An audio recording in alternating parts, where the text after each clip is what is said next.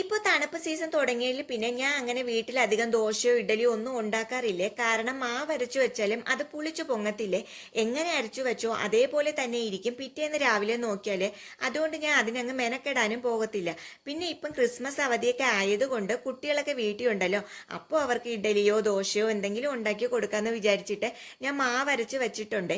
അത് തലേ ദിവസം രാത്രി തന്നെ ഞാൻ വെള്ളമൊക്കെ ചൂടാക്കിയിട്ട് ആ ചൂടായ വെള്ളത്തിന്റെ മുകളിൽ തുണി വിരിച്ചിട്ട് അതിന്റെ മുകളിൽ ഈ അരച്ചു വെച്ച പാത്രം വെച്ച് അതിന്റെ മുകളിൽ ഒരു 2-3 തുണിയൊക്കെ വിരിച്ചിട്ടാണ് ഞാൻ മാവ് പുളിപ്പിച്ചെടുക്കാൻ നോക്കിയിട്ടുള്ളത്.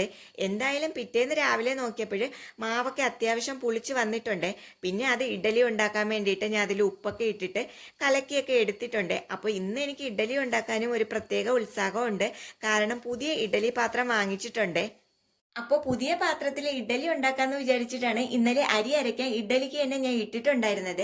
പിന്നെ ഇഡലി ആകുമ്പോൾ ഒറ്റ സ്റ്റെപ്പിൽ തന്നെ പെട്ടെന്ന് ഉണ്ടാക്കി എടുക്കാനും പറ്റുമല്ലോ. ദോശയാകുമ്പോൾ കുറേ സമയം നിന്ന് ചുട്ടെടുക്കേണ്ടി വരുമല്ലോ. ആ ഒരു എളുപ്പപ്പണിയും കൂടെ നോക്കിയാണ് ഞാൻ ഇഡലി ചുട്ടെടുത്തിട്ടുള്ളത്.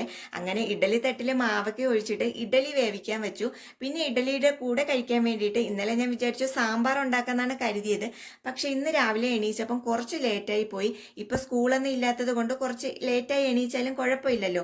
അതുകൊണ്ട് ഞാൻ സാമ്പാർ മാറ്റി വെച്ചിട്ട് പിന്നെ ചട്നി ഉണ്ടാക്കാന്ന് വിചാരിച്ചു. അങ്ങനെ കുറച്ച് തേങ്ങാ ചട്നിയും കൂടി ഉണ്ടാക്കിയിട്ടുണ്ട്. അപ്പൊ ഇന്നത്തെ ബ്രേക്ക്ഫാസ്റ്റിന് ഇഡ്ഡലിയും ചട്നിയൊക്കെ കൂട്ടി കഴിച്ചു. അപ്പൊ ഇന്നത്തെ വീഡിയോ ഇത്രയേ ഉള്ളൂ. വീഡിയോ ഇഷ്ടപ്പെട്ടാൽ ലൈക്ക് ചെയ്യണേ.